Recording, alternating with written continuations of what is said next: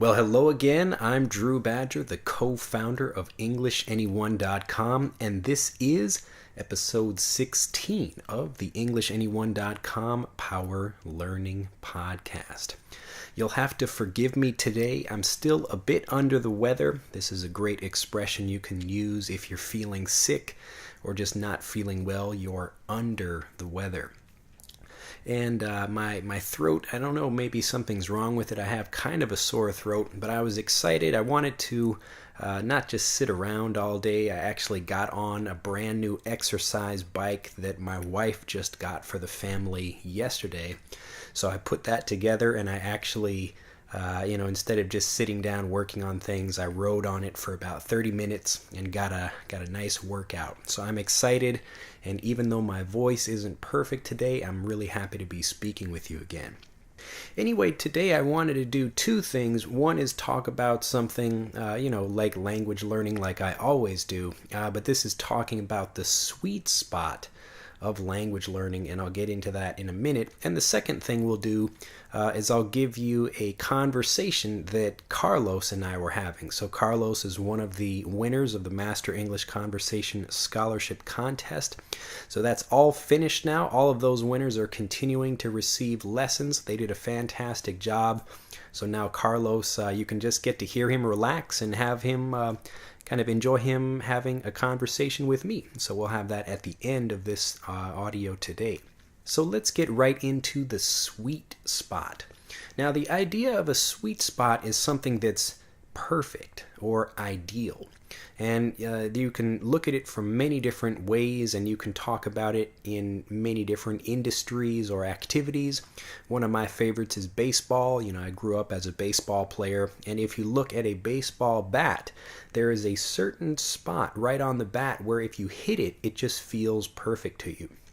If you hit the ball really close to where your hands are, it can be kind of painful. And if you hit it at the very end of the bat, you also don't get a very good hit on the ball. But if you can just kind of get right on that sweet spot, that perfect spot where the ball is supposed to be and it fits perfectly on the bat, then that's when you can really hit the ball far and it feels really great. You know it when you feel it.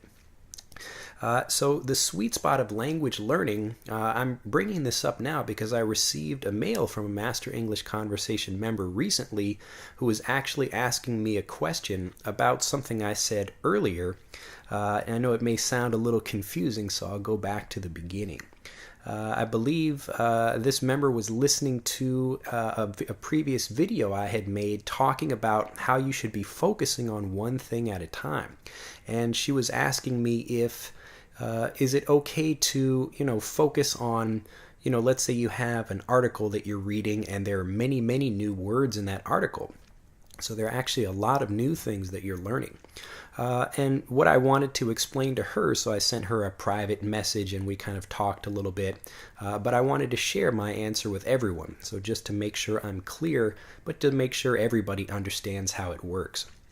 So in general, you should be understanding at least 80 to 90% of what you're studying. And a good example of this is how I study Japanese, and I'm kind of teaching myself to read right now. Now, my spoken Japanese is quite good, but I'm a really bad reader. I never really bothered to study kanji. These are the written characters. There are actually 3 different characters for Japanese.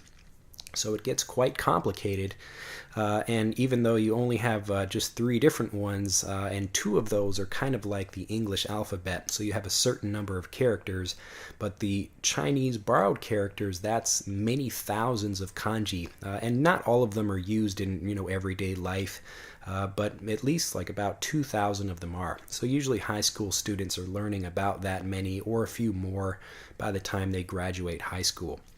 So I know quite a few kanji, but because learning how to read wasn't really a priority for me. I really wanted to be able to speak and improve my pronunciation and really have great conversations with people. But now I'm kind of going back and learning the reading.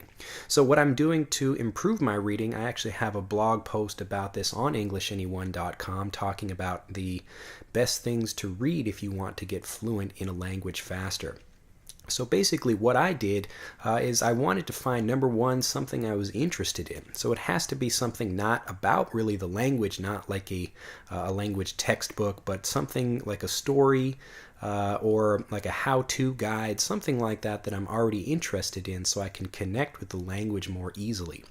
And what I did was I actually found, and you can see this on the website, I found a collection of stories for children that are kind of comic books, but they're designed to teach various things about history. So they take, real things like about Greek myths, or the Arabian Nights, which is the one I bought. And I've actually bought another one about like Greek heroes and legends and things like that, like Hercules, which I'll be getting to later. But the idea of the sweet spot comes in here because you want to be reading something without kind of losing the way you connect with that thing. I know it kind of sounds weird, so I really want to make it clear. I guess the best way to explain it is, have you ever been in a situation where you're doing something and you're so involved in it you kind of lose track of time? You forget where you are because you're so focused and you're enjoying that thing. Now that's the way learning should be. And the sweet spot of learning is where you're in that mode where you kind of are experiencing that, where the thing that you're learning or studying or practicing is a lot of fun, but it's still challenging. So you don't want to just read things at a baby level. I mean, you want to read something or listen to something or watch a video or something like that to learn, but you want it to not be too difficult for you. So it should be challenging, but not too challenging. And that's why I recommend people know at least 80 to 90% of what they're already studying so that they can get into the flow and they can really, we talk about that being kind of in a Zen mind state, Z-E-N, where you're kind of absorbed by that thing and you don't really pay attention to what's happening around you and you can just enjoy that thing. So if you're reading something and you have to look up too many words and it's too difficult for you, then it can stop that good feeling that comes from learning. So while you're sitting and reading a new book or you're trying to figure out a new thing to study with, like let's say you're listening to this right now and I'm using a few new words that are maybe a little bit difficult for you and you don't understand them, it's okay if you can maybe look up one or two words as long as you're still enjoying what I'm saying right now. But if you don't understand anything right now, or whether you're watching a movie or a TV show or reading a book or anything like that, if you have to spend a lot of time going back to a dictionary to study things, it's going to ruin that learning experience. So the sweet spot of learning is when you can really find something where it's at a good level for you, but it's still kind of challenging. And you should be thinking about this not only for learning English, but for learning anything. So whether you're trying to perfect a new skill, like you're studying a martial art, something like that, or you want to learn how to cook or do any other thing like that, it should be simple enough that you can understand it, yet still challenging. And so this is called the sweet spot. So I want you to think about that as you have to decide what it is for your own level, but you can try different things. For me, I prefer comic books and other things like that, especially for Japanese, because I'm not at that level where I could sit and read a whole novel and it would be easy for me. So that thing, it would be still kind of difficult for me to read a longer novel, but it's something I'm working up to. So I want to get there eventually, but obviously it will take some time for me to get used to that. So when you think about getting into the sweet spot on your own, just try lots of different things. You can figure out lots of interesting things to read and watch and do, but just make sure that you're not having to stop all the time and watch or look up things in a dictionary, that sort of thing. So just to make sure my answer is clear for the Master English Conversation member that was writing to me, and for everyone else listening out there, find something that's enjoyable for you. Don't worry about focusing on the language itself. You want to be learning something where the thing that you're learning is easy to understand from the other information that you already know. And that's why you know about 80 to 90% of the new things that you're studying. Well, I hope that makes sense. If you have any questions about the sweet spot, or if you have any recommendations for things, other videos, you can please comment below this audio if you're listening to it on EnglishAnyone.com or on YouTube, anywhere else. So think about those things.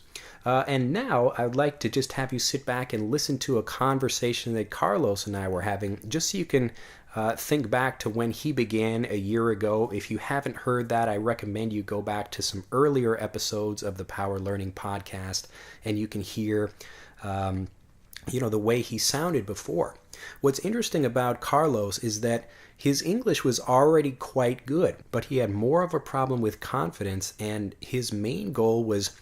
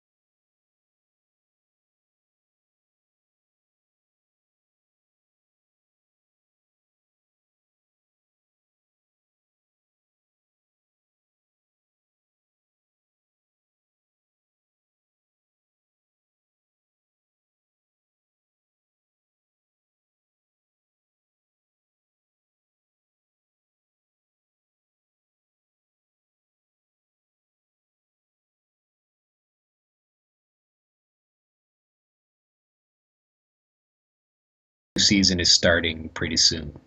It You'll is a be long story, right? yeah, yeah. Well, I mean, it's based on books, and there's already been, I think, 2 seasons so far, maybe three. I don't remember, but I was addicted to that show, like watching it. Usually, when I watch a TV show, I don't watch it when it's on television. I wait for it to be out all at one time, and then I watch it all together. Okay, that's good. Me too. It's like the better choice. Yeah, it's like Okay. because you could have a whole just like one day and sit and watch the whole thing and like really enjoy it. Yeah, yeah, that's right. That's right. I remember when I watched some TV shows here and then spent like 2 years watching. I don't know, like 100 episodes. But Yeah, yeah, yeah, 2 years is a lot of time, my friend. yeah, yeah, for sure, for sure. Anyway, well, while I got you here, I wanted to ask you about so how your English has been. Obviously, listening to you talk right now, your English is much, much better than a year ago when you began the program. But tell everyone listening out there a little bit what your English was like before you started with Master English Conversation. Oh man, I can say that a year ago, Yeah, my English was not like you are listening to yeah, yeah, right now because even though I could understand some words, some phrases, yeah, or even following a conversation, I couldn't really connect ideas, yeah, and because I was always translating. yeah, So I'm translating right now. I'm translating. I won't lie, yeah, but it's less yeah, than before. yeah, I'm making. I'm thinking of my ideas right now, what yeah. I'm about to say, but Are you not. thinking in English or are you thinking in Spanish? I'm thinking in English. No, I'm Ah, thinking yeah. in English. And it's okay But to take time to think. I mean, even right now when I'm speaking, I have to take time to think about what I want to say in English. I'm not just automatically speaking all the time. I still have to think about things. How do you feel now after like having been in the program? How does it feel to be speaking? I know you've told me a couple of stories, at least one in particular, about talking with a homeless guy that was like from America, I think. do you remember that? Yeah, yeah, Yeah, it was interesting. I didn't expect that at all. yeah. It was homeless. It was like deported, right? Ah, oh, A really? deported guy who was in the in in the U.S. like 10 years, Uh, and he knows his book. Well, actually, he speaks English, Sp- Spanish, and Mandarin, oh, I really? think. Yeah, because he was working in a Chinese restaurant. Huh. And this is an So American guy? no, it's Salvadoran. Ah, so he's from El Salvador, but his English was really, really good. Yeah, it was like we were talking. I don't know. I was like talking with an American. Mm, Yeah, because he was in that culture, and he knows he knows a lot of that. yeah, And when you sure. know about the culture, you have the phrases and the idioms that they have. Yeah, yeah, And you feel like you are talking to a native speaker, even though the accent is not the same because he is obviously a Latin American guy, but sure. their idioms or the phrases they were like not talking to an Salvadoran who learned Yeah, English here. That is very obvious when you talk to people like that. yeah, yeah, yeah. I understand So exactly what you're saying. yeah, that is one of the things I have.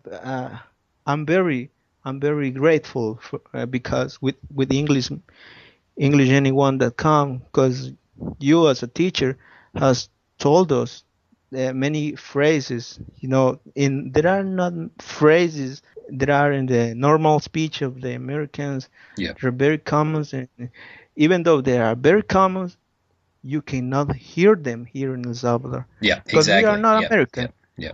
Yeah.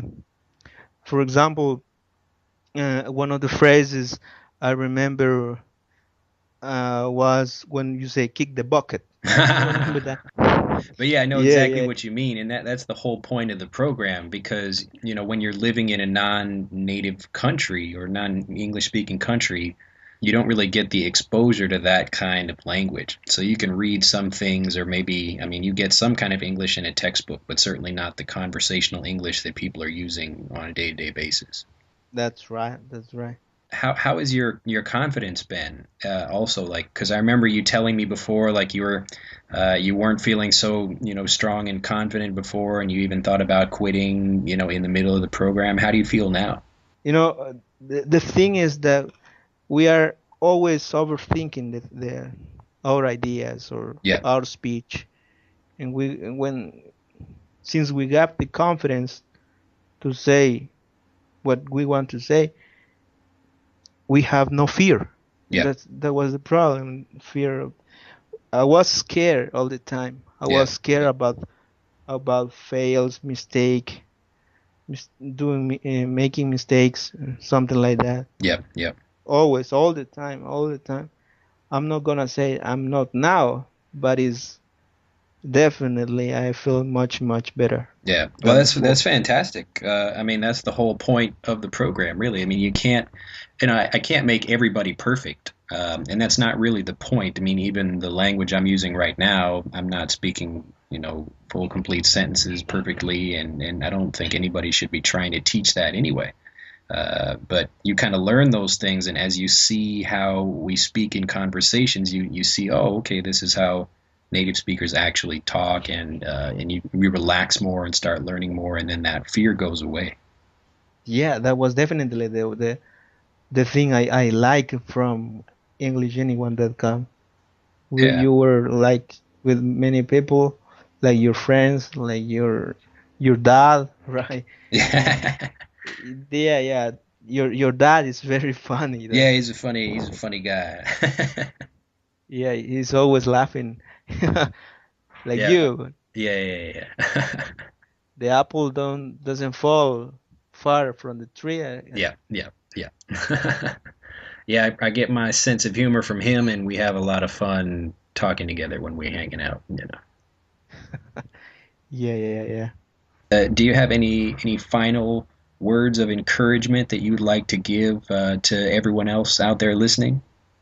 Yeah, the thing here is not to be worried about your grammar or your pronunciation. Your pronunciation. Yeah, The first thing here is to communicate your ideas. yeah, And if you have the willing, you can find a way.